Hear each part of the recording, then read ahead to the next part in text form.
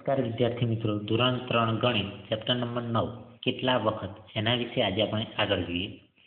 તો જો પહેલા જવાબનું અનુમાન કરો અને પછી ગણો. અનુમાન કરવાનું એટલે કે ધારવાનું છે.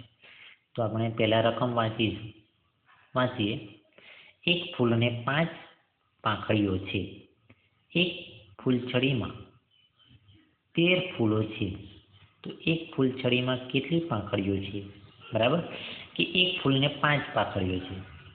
હવે એક ફૂલછડીમાં 13 ફૂલો છે. બરાબર, તો કુલ કેટલી ફૂલછડીમાં પાંખડીઓ થાય, કુલ પાંખડીઓ કેટલી થાય એ ગણવાનું છે. તો જુઓ, એક ફૂલને 5 પાંખડીઓ છે. બરાબર, એવી ફૂલછડીમાં 13 ફૂલો છે. આપણી પાસે ફૂલછડીમાં કેટલા ફૂલો છે? 13 છે.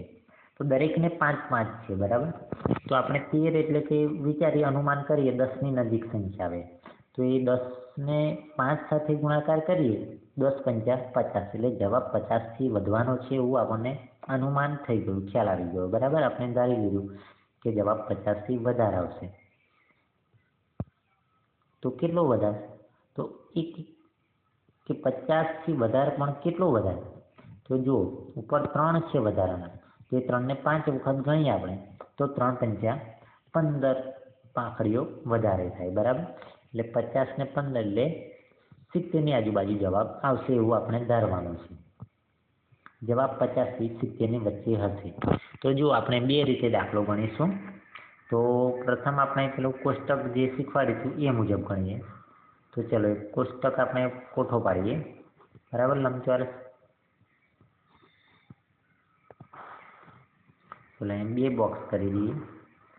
તો અહીં 13 છે એટલે 10 વત્તા 3 કહેવાય. બરાબર, તો અહીં 10 લખીશું અને આ બાજુ 3 લખીશું. હવે 5 સાથે ગુણાકાર કરવો પડશે. બરાબર, દરેકને 5 પાંખડીઓ છે. હવે 5 લખીશું. તો એને ગુણાકાર કરવાનો છે. તો 10નો 5 સાથે પહેલાં કરીશું. 10 ગુણ્યા 5 એ કરો તો પણ ચાલે, અથવા 5 ગુણ્યા 10 લખો તો પણ ચાલે. અને 3 ગુણ્યા 5, 3નો 5 સાથે. બરાબર, આ 3નો 5 સાથે કરવાનો, અને 10નો 5 સાથે પહેલા બોક્સમાં ભાગ કર્યો. તો જો 10 પંચા 50 થશે, અને આ બાજુ 3 પંચા 15 થશે. તો અહીં 15 અને 50નો આપણે સરવાળો કરવાનો છે. બરાબર, જવાબ જે આવ્યો આપણી પાસે, પહેલા બોક્સનો જવાબ 50 છે, બીજાનો 15 છે. તો અહીં 50 વત્તા 15 કરવાનો સરવાળો. ચલો, 5ના 5, 5ને 6, તો કેટલી પાંખડીઓ થાય? 65 પાંખડીઓ થાય. બરાબર, તો માટેનું વાક્ય નીચે લખવાનું કે તો એક ફૂલછડીમાં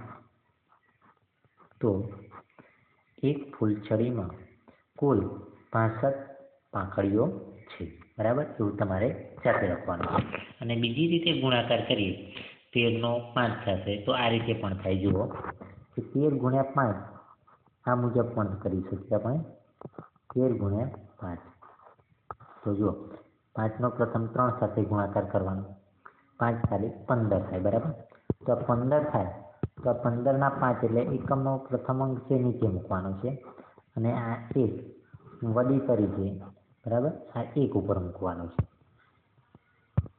તો આપણે ત્યાં 1ને મૂકી દઈએ. જો હવે આ 5નો ગુણાકાર આ નીચેના એક સાથે જ કરવાનો છે, ઉપર વડી સાથે નહીં.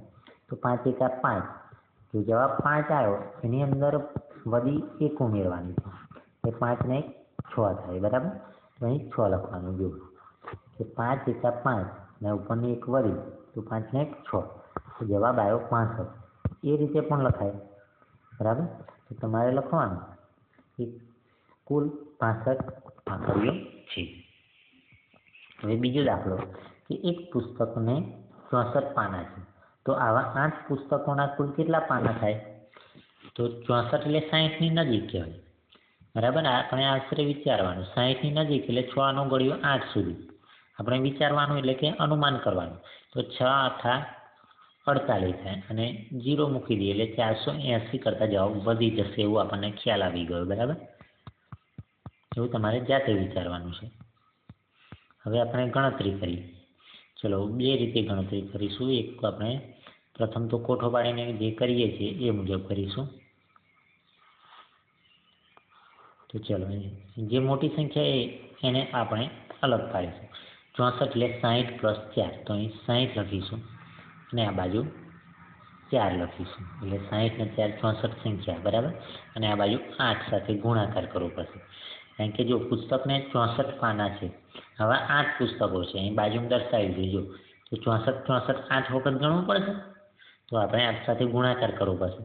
તો ચલો પ્રથમ 60 નો 8 સાથે કરીએ, તો 60 ગુણ્યા 8, 60 ગુણ્યા 8, અને બાજુમાં 4 ગુણ્યા 8 કરીએ આપણે.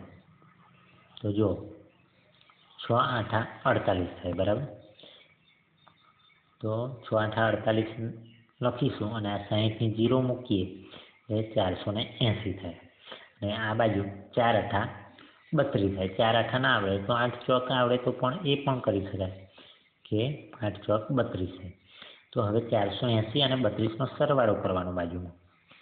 480 પ્લસ 32, તો હવે 32 એકમ ને દશક છે, તો આ 0 અને 8 નીચે મુકાશે, બરાબર. તમે 48 નીચે ના મુકાય. જો તમે આ રીતે 32 લખો તો તમારો દાખલો ખોટો પડે, બરાબર. 32 8 અને 0 નીચે મૂકવા પડશે. 4 નીચે કશું ના હોય તો 0 મૂકો તો પણ ચાલે, ના મૂકો તો પણ ચાલે. હવે જો 2 ના 2, 8 માં 3 ઉમેરીએ તો 9 10 અને 11 થાય. તો 11 ના 1 વધી પડી 1, 4 ને 1 5. જો જવાબ વધી ગયો ને 480 કરતાં આપણે અનુમાન હતું, 512 જવાબ આવ્યો. તો લખવાનું કે આવા માટેનું વાક્ય ત્યાંથી ચાલુ કરવાનું કે આવા 8 પુસ્તકોના કુલ 512 પાના થાય, બરાબર.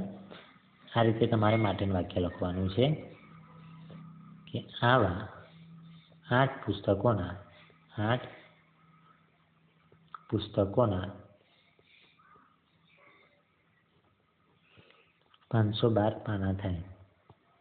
512 પાના થાય એ રીતે લખવાનું, બરાબર. આવા 8 પુસ્તકોના 512 પાના થાય. વ્યવસ્થિત સારા અક્ષરે લખવાનું છે તમારે. હવે આગળનો દાખલો જોઈએ. હવે એને બીજી રીતે આપણે ભૂલી ગયા ગુણાકારવાળી. હવે એ કરીશું. જો 64 ગુણ્યા 8, બરાબર. આ જગ્યા એના માટે છે. તો હવે આ રીતે પણ કરી શકાય કે 64 ગુણ્યા 8. હવે જો 8નો ઘડિયો 4 સુધી બોલવાનો. તો 8 1 8, 8 2 16, 8 તાલી 24 ને 8 ચોક 32 થાય. તો એકમનો અંક છે નીચે મૂકવાનો. આ 2 ક્યાં મૂકાશે? નીચે. હવે 2 ને નીચે મૂકી દઈએ, બરાબર. અને 3 મૂકાશે એ 6 ઉપર વધી તરીકે 6 ની ઉપર, બરાબર. 3 મૂકે. હવે 8નો ગુણાકાર 6 સુધી કરવાનો, બરાબર. તો 8 6 48 થાય. તો 48માં 3 ઉમેરવાના છે. તો 48માં 3 ઉમેરીએ તો જો 48 ને 49, 50 અને 51 લખવાના. તો પણ જવાબ 512 આવી ગયો, બરાબર. આ રીતે લખવાનો છે. અને નીચે માટેનો છે. તમારે કોઈ પણ એક જ રીત ગણવાની છે. હવે આગળનો દાખલો જોઈએ. તો જો કે સભામાં વિદ્યાર્થીઓ હારમાં ઊભા રહે છે. આવી કુલ 6 હાર છે. હાર એટલે કે લાઈન. જો આ દેખાય છે ને, 1 2 3 4 5 અને છેલ્લી 6. દરેક હારમાં 17 વિદ્યાર્થીઓ. કેટલા છે? 17. તો 17 કેટલી વખત ગણવા પડે? 6 વખત, બરાબર. કે 17 17 6 વખત કરીએ. 6 હાર એટલે કે લાઈન છે. તો 17 ગુણ્યા 6. તો 17 એટલે જવાબ 20ની નજીક કહેવાય. 17 સંખ્યા હવે 10ની નજીક નહીં, હવે 20ની નજીક. કેમ? કેમ કે 20માંથી તમે 3 બાદ કરો તો 17 આવી જાય, બરાબર. તો આપણે 20નો ગુણાકાર 6 જોડ કરીએ તો 20 ગુણ્યા 6, બરાબર. 20 ગુણ્યા 6 તો 6 દુ 12, 12 ને આ 0 મૂકો એટલે 120. પણ અહીં તો 17 વિદ્યાર્થીઓ, 20 નથી, એટલે જવાબ 120 કરતાં ઓછો હશે એમ આપણે ધારવાનું, બરાબર. જવાબ 120 કરતાં ઓછો હશે. હવે ચલો આપણે કોઠાવાળું સૌ પ્રથમ કરીએ. 17 એટલે 10 ને 7 17 મૂકીએ, બરાબર. આ વખતે ચલો 17 છે તો અહીં 10 મૂકીશું અને આ બાજુ 7 મૂકીશું અને આ 6 હાર છે 6 આ બાજુ, તો 10નો ગુણાકાર 6 જોડે, 10 ગુણ્યા 6 અને 7 ગુણ્યા 6, બરાબર. આ મુજબ તો જો 10 છંગ 60 થાય, બરાબર. અને 6 7 42, 7 છંગ 42, તો આ બેનો સરવાળો કરવાનો, 60 પ્લસ 42. હવે જો 2 ના 2, 6 ને 4 10, 102, બરાબર. 120 કરતાં ઓછા જવાબ માટેનું વાક્ય લખવાનું કે તો કુલ 102 વિદ્યાર્થીઓ છે, અથવા કે 6 હારમાં કુલ 102 વિદ્યાર્થીઓ છે. કોઈ પણ રીતે માટેનું વાક્ય લખી શકાય. હવે આગળનું દાખલો, આને બીજી રીત જોઈ લઈએ આપણે કે 17 ગુણ્યા 6, તો જો 17 ગુણ્યા 6, તો 6નો ગુણાકાર 7 સાથે, તો 6 7 42 થાય, તો 42માં આ બાજુનો અંક એકમનો અંક નીચે મૂકાશે અને આ વધી તરીકે 4, બરાબર.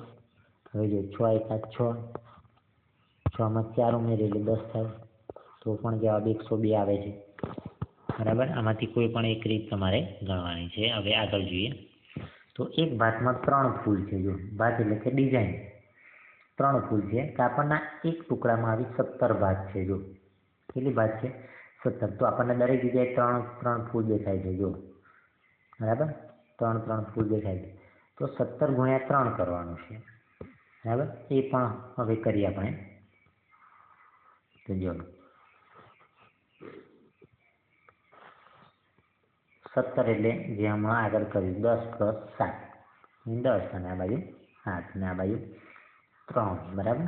તો 10 ગુણ્યા 3 અને આ બાજુ 7 ગુણ્યા 3, તો જો 10 તાલી 30 ને 7 તાલી ના આવડે તો 3 7 21, બરાબર. 7 તાલી 20, તો 30 અને 21નો સરવાળો કરવાનો, 30 વત્તા 21 છે જવાબ આવ્યો, બરાબર. હવે જો 1 નો 1 આ 1 છે, બરાબર, અને 3 ને 2 5, તો કેટલો જવાબ આવ્યો? 51. તો લખવાનું કે કાપડમાં કુલ 51 ફૂલ છે.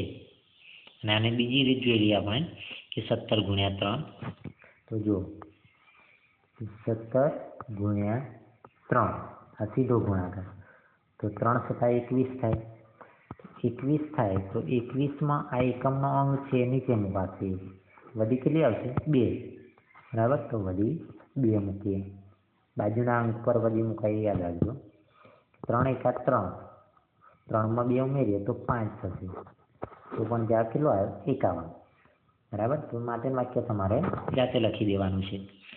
તો આ 2 રીત શીખવાડી, એમાં કોઈ પણ એક રીતે તમારે દાખલા ગણવાના છે વિદ્યાર્થી મિત્રો, અને નીચે માટેનું વાક્ય પણ લખવાનું છે. Okay, thank you.